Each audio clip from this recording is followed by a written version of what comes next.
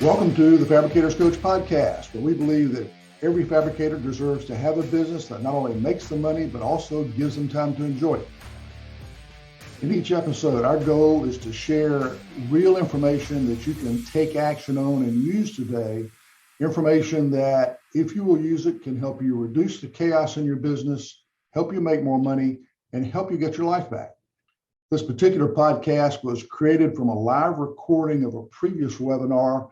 In order to protect the confidentiality of the attendees, we've gone in and redubbed some of the questions and cut out some of the conversation.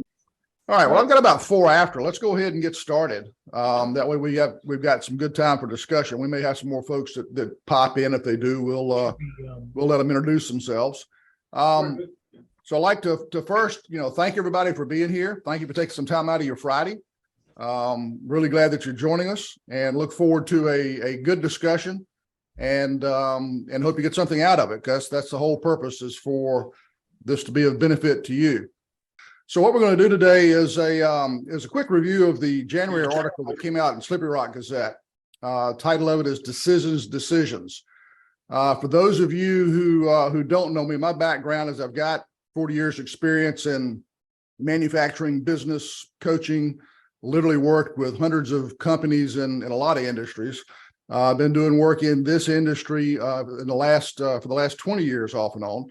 I've owned my own brick and mortar business. So those of you who are owners, I know how lonely that can be at times. And I ran a countertop shop for a few years. So I've been where a lot of you folks are. As I was talking to some of you before we started up, this session, if you've never attended before, is really more of a discussion than a presentation. I like for us to learn from each other. It's called peer-to-peer learning. I think that all of us here have got something to offer, and I think it's good to share that.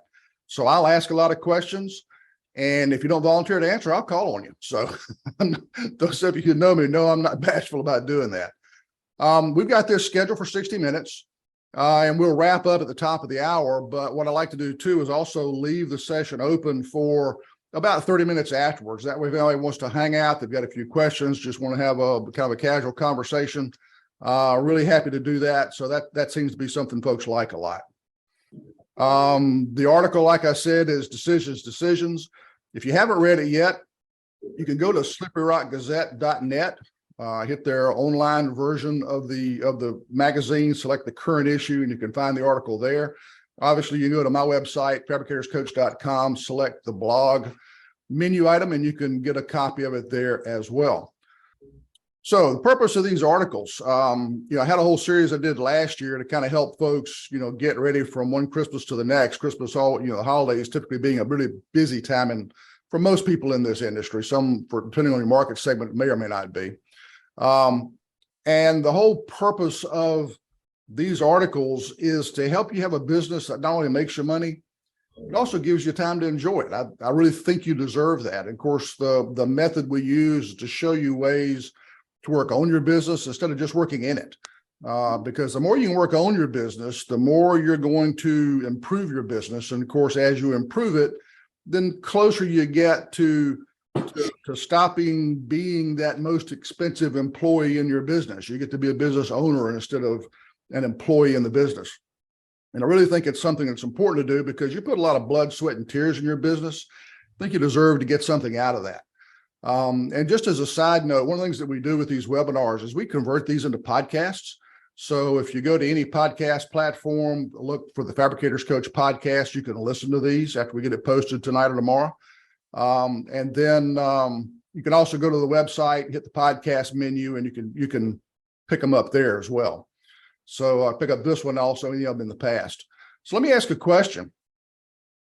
How many of you are either in the middle of or getting ready to make a significant business decision? It may be something like a large purchase, a new machine or new operating software. It may be the decision to go digital. It may be to move the shop from one location to the other.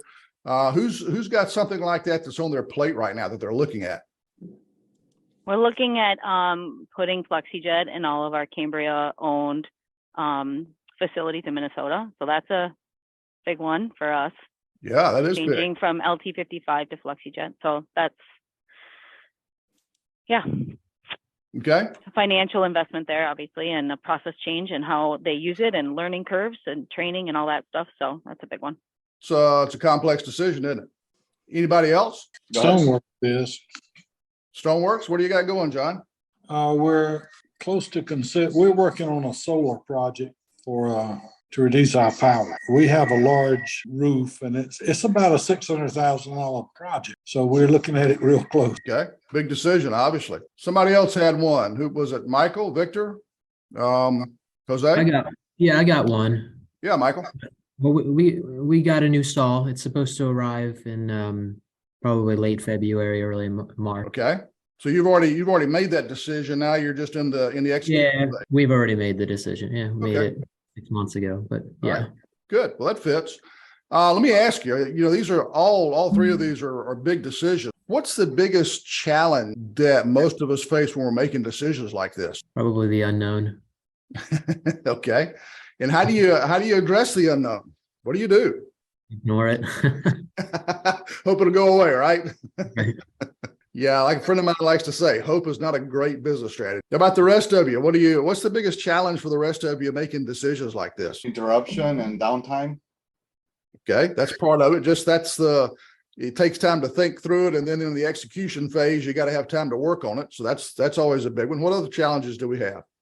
Inviting a process change and then educating your employees on new training for learning something new. They don't always love to learn something new because they've been using the old way a long time. And so you can meet Yep. resistance there. And that's on the implementation side, certainly. How about when you're on the front end of this thing, trying to figure out which way to go? What are the biggest challenges there when you're trying to just figure out which option are the ones that you've got to pick from? How do you figure out which option to go with? Well, it's a leap of faith. I mean, at some point you have to believe in it and do it. Yep, sometimes that's the case.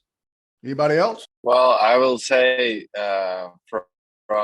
so we already made a decision as far as like purchasing the new machine, but part of it was to basically the things that we did not see coming, like associated with that decision. So I would say probably Victor? a better understanding of anything that associated with that decision, the things that you already know and the things that you don't know. Consider what could be the additional maybe cost, maybe time, maybe effort associated with that. Okay. And I think a lot of what everybody's kind of implying is that there are a lot of factors in a lot of these decisions. They're really very simple, are they? I mean, there's a lot of options for how you do pretty much anything these days. I think another big aspect of these is that these are big decisions, and big decisions imply what? If you do them well or you don't do them well, kind of implies a lot of risk, right? If you've got a really big decision and you've got to make a good one, obviously you want to for your business. If you make that decision really well, it's a big benefit to your business. You make it poorly and it can be very detrimental to your business, right? So there's a big risk factor. And when you combine that with the fact that there are lots of different options, sometimes trying to figure out which option to select can be the toughest part of this, at least on the front end, is trying to figure that part out. So there's a lot of options. How do you go about figuring out which option is the best option? Is there a methodology that any of you use? Is there something that y'all do on a regular basis? Jose? You and your crew? I guess constant evaluation and measures of some sort in order to help make the decision. It will be about the process too that we have. And how's that? Can you elaborate a little bit? Yeah, like for example, the way would they make the decision to cut something or send some kind of material that delicate, for each saw. Make the decision about how it would be the better option to send this to the saw, the job. And that way we can know where we can be cut faster. For example, we have a saw that we can send only the porcelain, and we use the fast saw that we have to cut all the cambrias and all that the materials like faster. Okay. And what we're really talking about, some of these big like investment decisions, like buying a new machine, maybe buying a digital template or going digital in the first place, these really big business foundational type decisions. I think you're talking a little bit more about the operational decisions. And that's not quite what we're looking at here. what we're looking at are things like, okay, I want to buy, I'm thinking about buying a new saw or a new CNC. Which brand do I go with? What features do I need? There may be something like I've got a client right now who's growing really well. So he's outgrowing his location. He's trying to figure out, should he go buy an existing building? Should he build one? Where should he do this?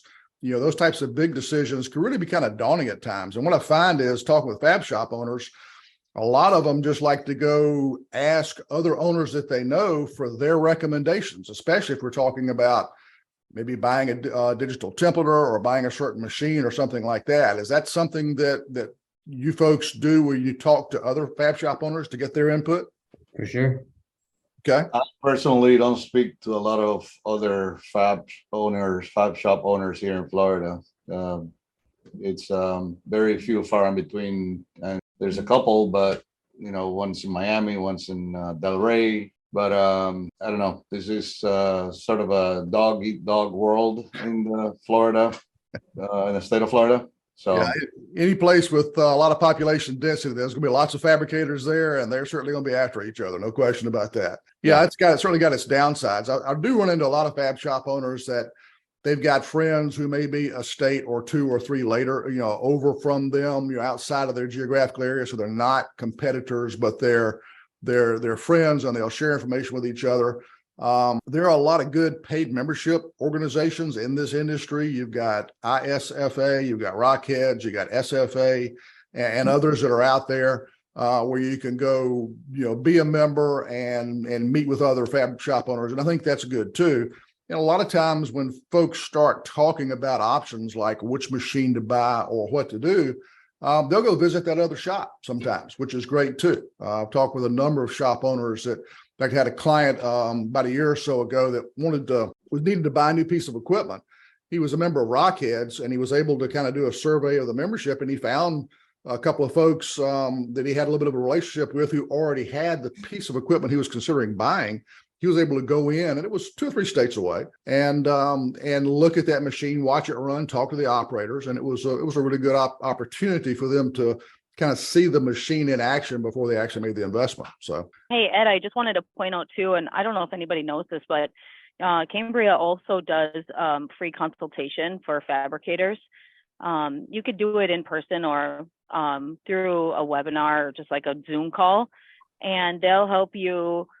We cut mostly Breton, and we use some Park machinery at our training education facility up in St. Peter, but you can come and look at the machines, run them if you want to. You can go to St. Peter and run some Park machines, and then we'll advise or just give some consultation on shop layout and some things like that. So that is at no cost to the fabricator as well, that advisement. So a lot of people don't know that we do that. We need to do a better job of communicating that, but it's called the Academy at Cambria, and that's there for anybody that wants it. So we'll obviously not going to advise on the type of machine you should buy, but we can help you talk about your throughput rate and the goals that you're trying to achieve, and then how to maximize the space in your shop, and also plan for where you want to go in the next 5 years or however long you think you need to be expanding for. That's forever, whatever. But yeah, so we do that. So just keep that in mind. good. Didn't know that. Thanks for Great. sharing that, Emily. Yeah. And I think the point is there are lots of really good resources out there. And sometimes, while it's good to know that they're out there and they certainly can be helpful, I think the challenge a lot of times is, all right, with resources like what Emily was just talking about, some of the ones that I mentioned, and a lot of different options for what's out there these days. John, when you and I started working together over 20 years ago, there weren't quite as many options for a lot of these things out there as there are today, were they? Absolutely not. Yeah, it's almost a dizzying array. And so, and then to compound things, you go get on some of these industry groups, say on Facebook, and you start asking questions. And lo and behold, you've got so much opinion out there. It's tough to figure out how to sort through all this. So part of what I want to talk about today is kind of a methodology that'll help you with that. One of the things I want to ask you is, okay, when you start talking with those shop owners, you visit another shop, you go up to Cambria, take advantage of their services. What are some of the things to be aware of? What are some of the things that are potential downsides of taking that information from other people? What's a thing you got to watch? Some things you got to watch out for.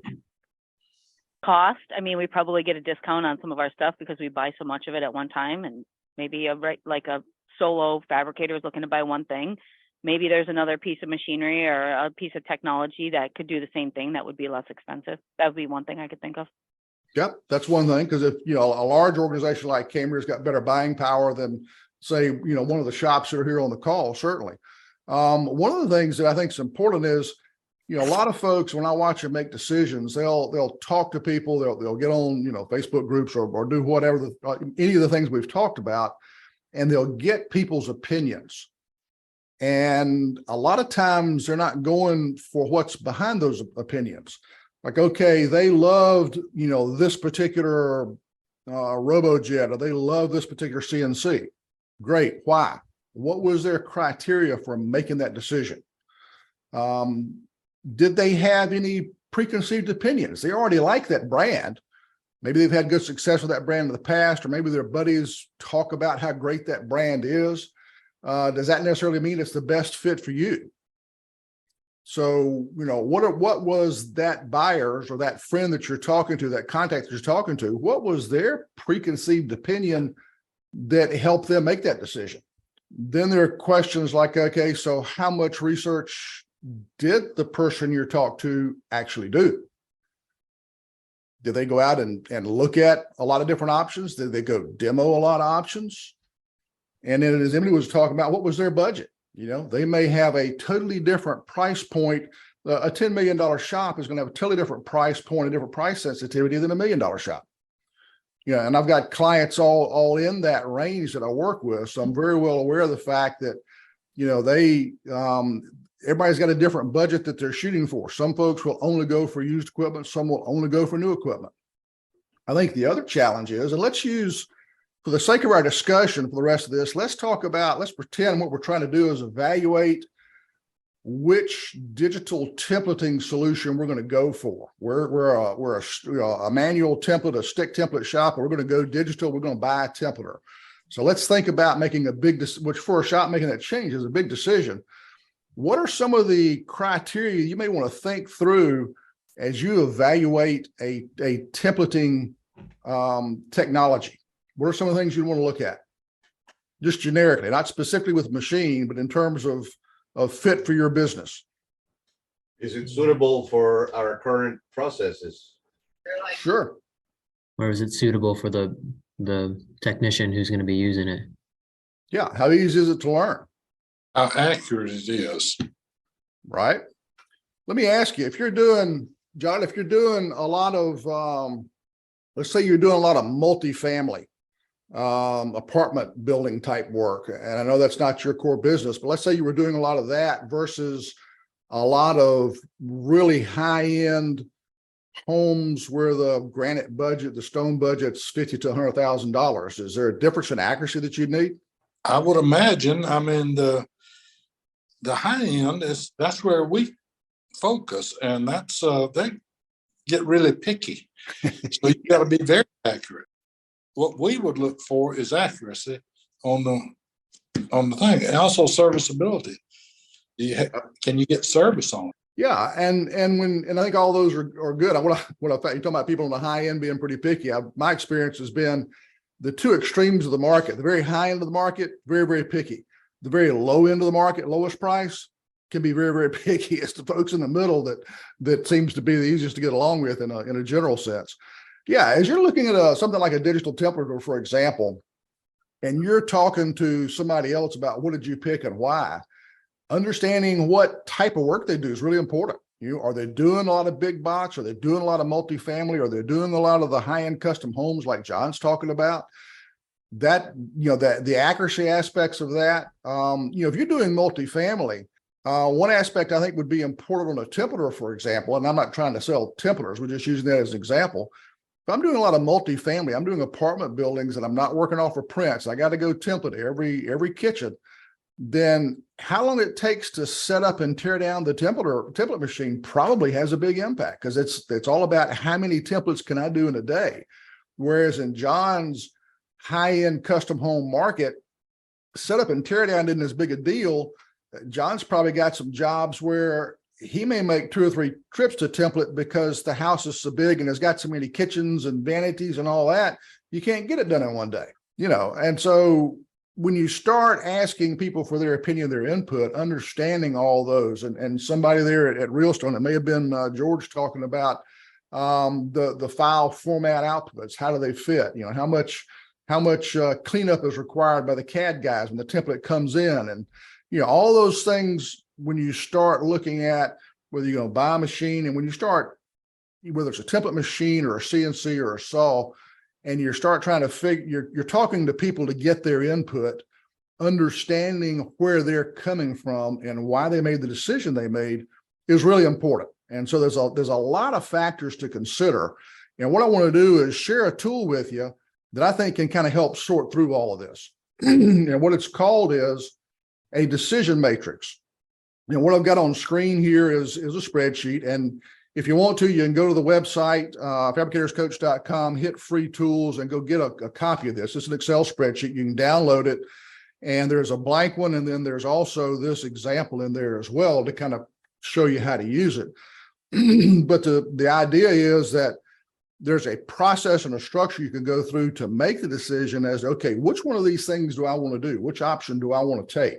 Because as I think we've all pretty well agreed, it's not always a clear-cut answer. And because it's not clear-cut, because these are typically big, important decisions, maybe big money, maybe not, but there's always a fair amount of risk because of the impact on the business. So the first thing, of course, is get the spreadsheet that we're talking about, because it's a great tool to use, and you'll see how the spreadsheet really helps out in a minute.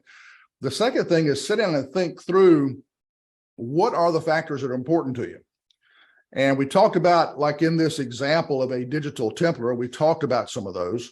And one way to get those is talking to other shops, find out what features they like the best, which ones do they hate, and if they could add a feature, what would it be? But I think it's also important to keep in mind what we talked about. Are they doing, again, multifamily, or are they doing John's really high-end custom, on the coast, high-end community type work?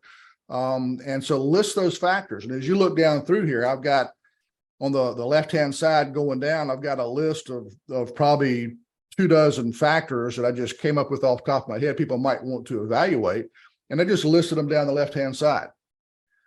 The next step is to look at those factors and then apply a weighting to them. How important are these to you based on your business and the type of work that you do? And give that factor a number. And I like to use numbers 1 through 9 and only use the odd numbers. Because when you start trying to differentiate, well, what's the difference between a 5 and a 6? Well, you can spend an hour arguing about that. The difference between a 5 and a 7 is a little more significant. It's a little easier to make a decision.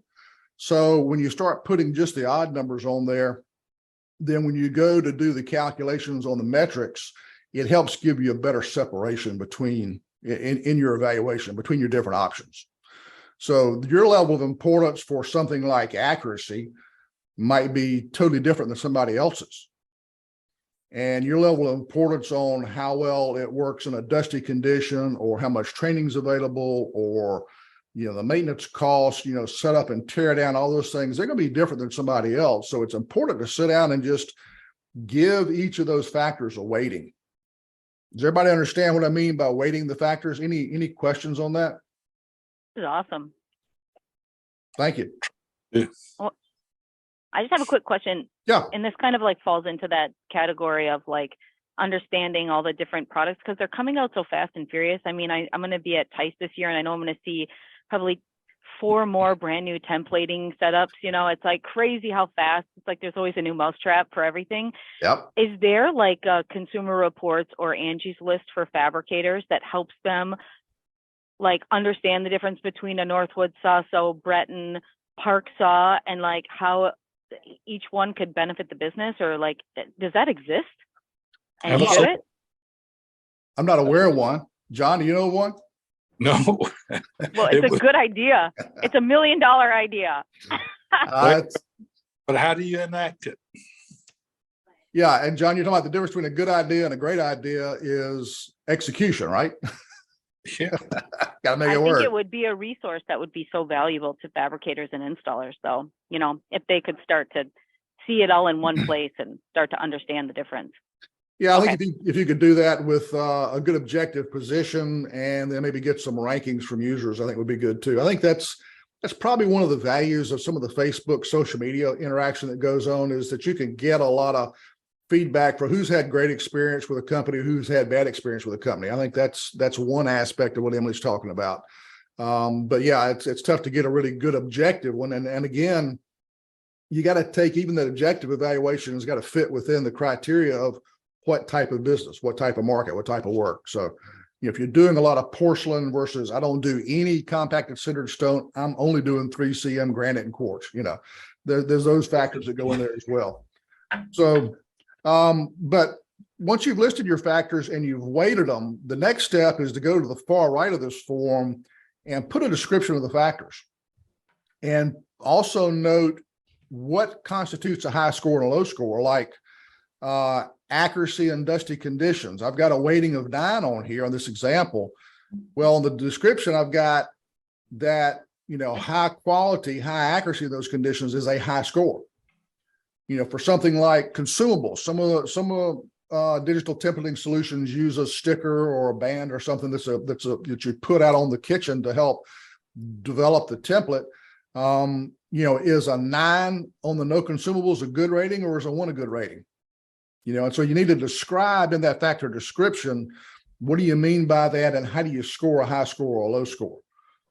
That, I don't know if you guys are like me, if I'm doing this and it takes more than about 10 minutes to do evaluation of multiple options, you may be at this, several hours or a day's worth of work over, weeks or months, depending. Even if you just walk through the show in Vegas for a couple of days, you'd see so many different options, as Emily was talking about. It'd be tough to remember, why did I rate this one what I rated it? What did I really mean by that different factor? And why would it, is 9 high, or, how do I evaluate that? It's good to document this stuff because it really helps you keep your thoughts straight as you pull this together. So making that, giving that factor description is really important. All right. And then once you've got that factor description, then you want to take each of your options. And I've got like a brand A, brand B, brand C here. And you say, okay, for brand A, for no consumables, well, we rated that one a 9. Its accuracy at 20 feet is a 5. Accuracy in dusty conditions is a 3, and so forth and so on. You go through and you make those evaluations and you give them that 1 through 9 odd number only evaluation for how well it scores for each of those factors. You with me so far? Because I'm going through a lot of detail and I don't want to lose anybody. Okay. All right. So then what you want to do is you want to do a rough calculation. This is where the spreadsheet starts to earn its keep. Is you take the weighting for like no consumables, that weighting is a 9, and brand A ranks a 9. So 9 times 9 is 81. And then the next row, accuracy at 20 feet, weighting of 5, brand A ranks as a 5. So 5 times 5 is 25. So you want to do all those calculations, add them up, and come to the bottom for a score. And that's where the spreadsheet really kind of earns its keep, because you're taking the weighting that you give the factor, how important is it? And you're saying, okay, brand A scored here, brand B here, brand C here on that factor. And then we're going to do the math for all those all the way down and get a bottom line score. Does the methodology make sense so far? It's going to take me a little while to figure this out. Well, John, you've got my number. You can always give me a call. Okay. The idea is that this is a process that really challenges you to think through what's important and how important are these various factors to your business, kind of work you do. And then as you evaluate your options, you're putting a bit of a numerical score on there. You're removing the emotion of the decision. Trying to, yeah. Yeah. It's not a perfect process, but the point is, it is a process. All right. Well, where do you find the time to do all the research? There's a lot of there. Well, what's the risk if you don't? Yeah. Risk having the wrong machine.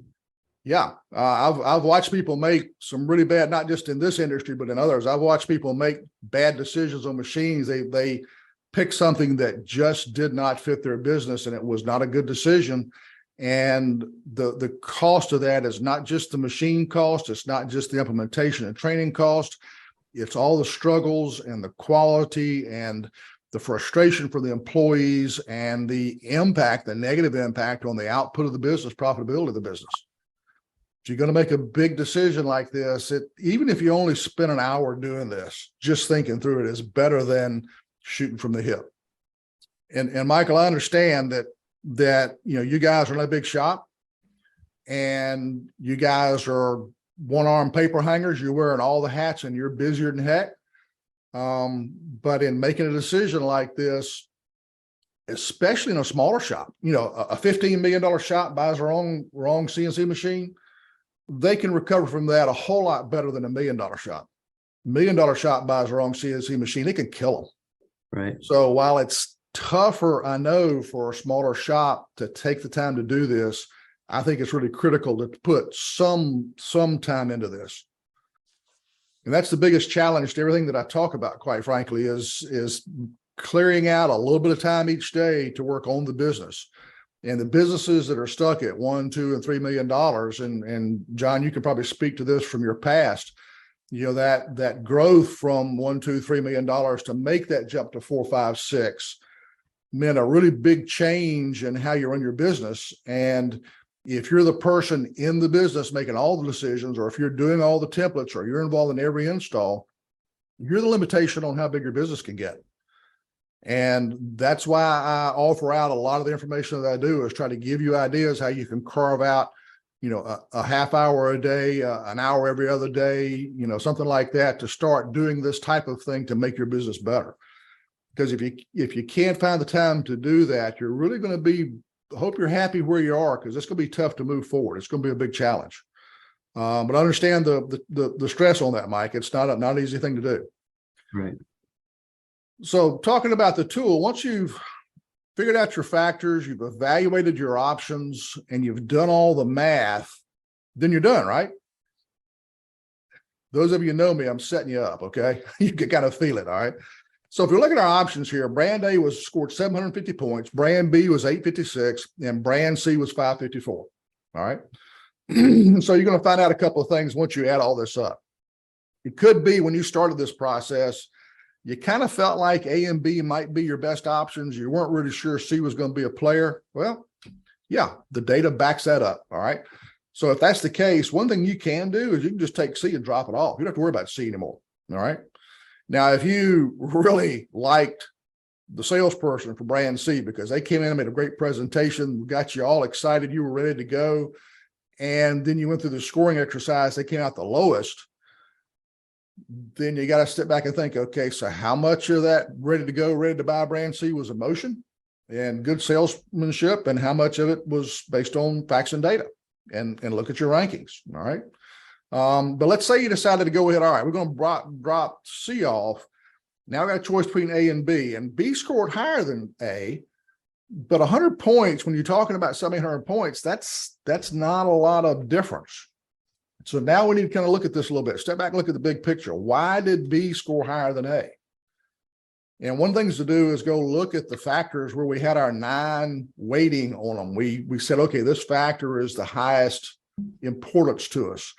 And it may be that you look at things like purchase price, delivery time, the time to master it, setup time, things like that you may have thought were 9s, average time to complete a template. And then you start evaluating, maybe you're in a situation too where I've got a couple of clients that are just growing gangbusters. They are not going to cover off the ball, and they're not even going to see a slowdown this year. And so if they needed one of these machines and they were going to change from what the technology they're using to something different, then something like delivery time would be a really big factor. So if you work down your list of factors, find delivery time, we rank that as a 9. Well, brand A was a 7. That means higher score for a shorter delivery time. Brand B is a 1. And it's going to take 6 months to get this machine. Well, if I'm growing fast and I'm going to change, I've decided to make a change to a different type of templating technology, being able to get it quickly is going to be a really big factor. And so maybe that cements brand B's lead in this evaluation, or it may be that, the average time to complete a template is more important, or that setup time. Any of those 9 rankings are a rank weighting of 9 for each factor. you want to go through and just kind of look at those and say, okay, just how important is that to me? And you may end up narrowing this down to just a handful of factors that are the most critical, and then evaluate A and B together and see, okay, how do they fit relative to each other? So it's not just take the score at the bottom at face value. It's use it to whittle down your options so you've got fewer to look at, and then step back and say, okay, why is one a little bit better than the other? And let's go dig into the details a little bit and think about it. It may be, Mike, it may be a 15-minute exercise once you do it, or it may take you a little bit longer, depending on what the differences look like. But the idea is, don't just take that score at face value. Step back, look at the big picture, and make a conscious decision. Now, there's one more important step in this process I haven't mentioned. What do you think that might be? Any guesses? Price. Well, price is one I of those don't see factors. I don't see service on here. I've got delivery time, spare parts, speed at which spare parts can be received. What about like troubleshooting? Yeah, I mean, I didn't have it listed, but you could. What I'm Okay, thinking okay. about is kind of So that's the not big, it. this was just, I threw together some things that I thought would make sense, fill the page up and look good, okay? It's not a real example. Training the operator. Yeah, training zone here. There's, let's see. Yeah, dedicated class training available is the fourth factor, and then time to master was one in here. Yeah, it's about halfway down the list there. Now, what I'm talking about is kind of in this overall process of decide your factors, weight them, do your evaluation, and then do the calculations and look at the outcome. In this process, if as the owner or the general manager or ops manager, if you do this by yourself, will you get better results doing this by yourself for something like a templater, a digital templating option? Or would you get better results by involving your templaters, your CAD people, your shop manager, other folks in the business? Which is going to give you a better result, you think? Group effort. Yeah. Why is that, Mike? Well, I mean, it's just better to get more eyes on the thing, more opinions. All right. What's having more opinions going to do for you? I guess it will remove bias, maybe, or just kind of have maybe more of a clear path to a decision. True. One of the things it could do, it could slow you down a little bit. You had mentioned being concerned about time earlier. So having more people involved won't be faster necessarily. It'll slow you down a little bit. But I agree with you. I think you'll get a better analysis. And I think it's because when you think about, because I've done so much work in so many manufacturing plants over my career, it's very, very common. I walk into a company and the plant manager, general manager, whoever says, yeah, here's our problem we need help with. When I got on that shop floor and I talk to the people doing the work every day, they've already got the solution 9 times out of 10. We just have to surface that solution and figure out how to work through the details of execution and make it work for us. And the reason that's true is that the people who are doing the job every day, they understand what the challenges are. They live it. And yeah, everybody on this call can probably do a template, a digital template. Okay. I'm not saying that you're not capable. I'm saying that folks who have to deal with this every day are thinking about the things that impact their job. And my belief is that most people generally want to do a good job. I've run across very few people that show up every day trying to mess up as much as they can. It's rare. Okay.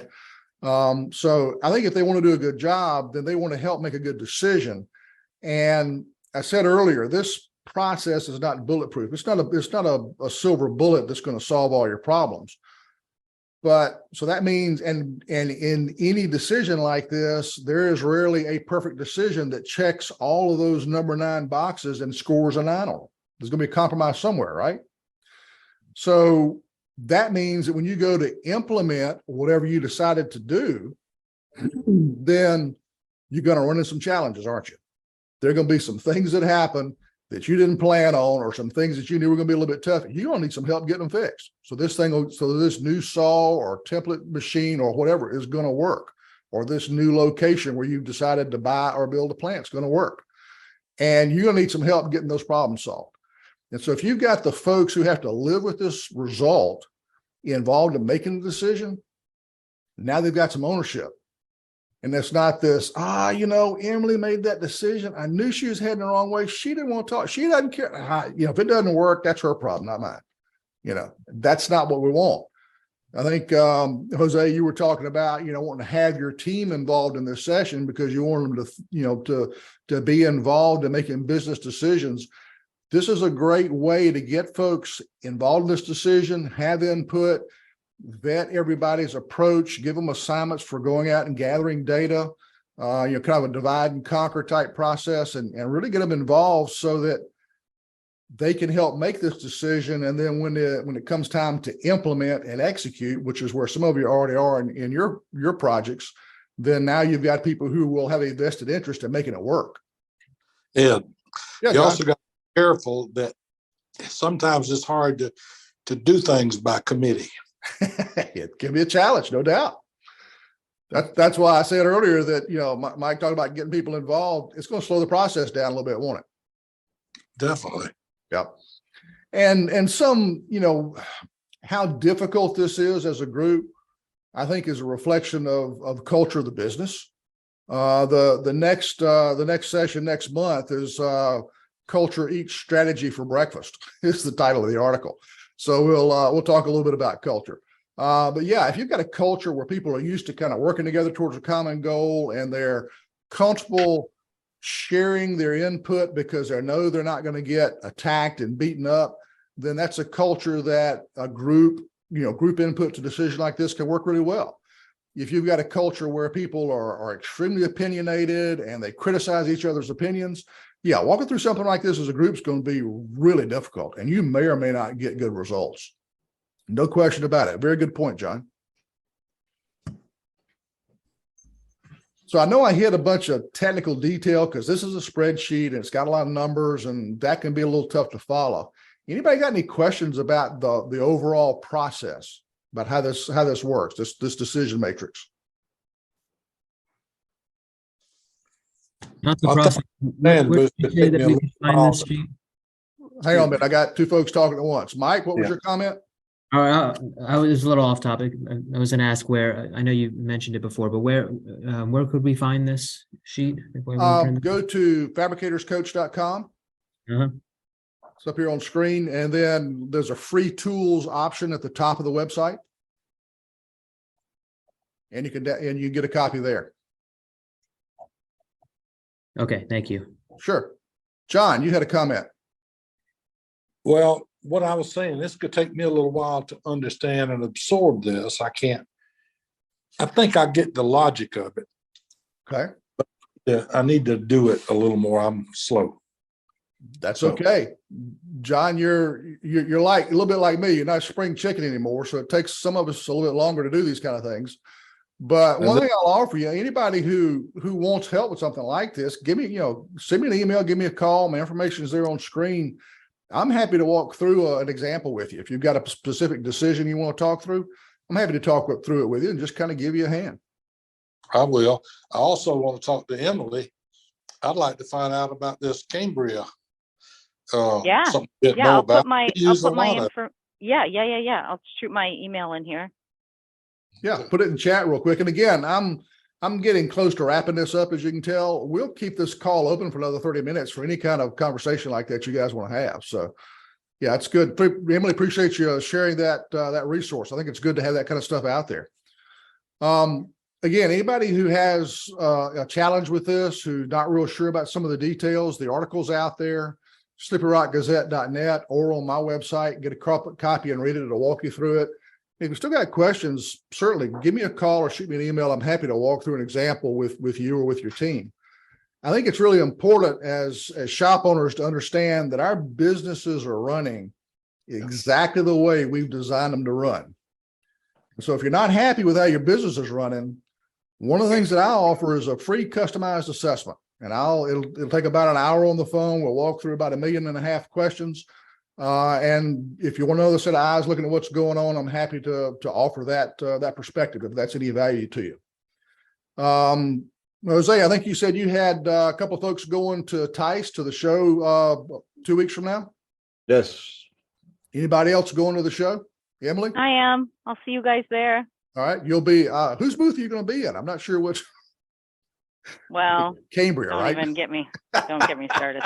Uh-oh. So like I'm the one raising my hand for the fabricators. We have a booth at KBIS, and I don't know if you guys know this, but you guys can bop back and forth between all of these shows that are going on in the next couple of weeks. So I think there's like a hardware show and there's all kinds of stuff going on. So anyways, you can bop back and forth, but we are talking about a booth at Tice next year. So more to come on that. Okay, cool. And Emily, I don't know if you're at this level or not. I've been having a little conversation with some of the folks at Tice who are organizing the show. And what I'm hearing is that the attendance and registrations are back to pre-pandemic levels, as are the exhibitors. You hearing the same thing? Yep. So it should be a really good show this year. If anybody's planning on going, look to have a really good time. It should be great. Yeah, it's going to be gangbusters this year. It's going to be wild. John? No, I said we've got 2 people going. We won an award this year. So Okay. Well, you won an award? something National Stone Institute. One of our jobs was selected for an award. First time that's happened. Oh, Yeah, that's congratulations. awesome. Yeah. Cool. Congratulations. Who have you Thank got you. going? Who's going, John, John? what's the name of your shop, buddy? I was late. Stoneworks. Okay. Nice to meet you. Nice to meet all you And guys. we've got well, my daughter's going too, but she's our sales manager, but she's also involved in the kitchen and bath. So she's going on their behalf. Oh, nice. Cool. Good deal. Well, I'll be on the Tice stage doing a presentation. I'll be in the ISFA booth off and on. So anybody that's going to be there, I'd love to connect with you. Maybe we can have a cup of coffee, something like that. Love to say hi. It's always nice to meet in person after all these video calls. It's I remember running into Emily at the ISFA conference last year, and it's like, wow, this is a live person. Holy cow! That's great. It's surreal, isn't it? Yeah, it is. It's a refreshing change of pace in that respect.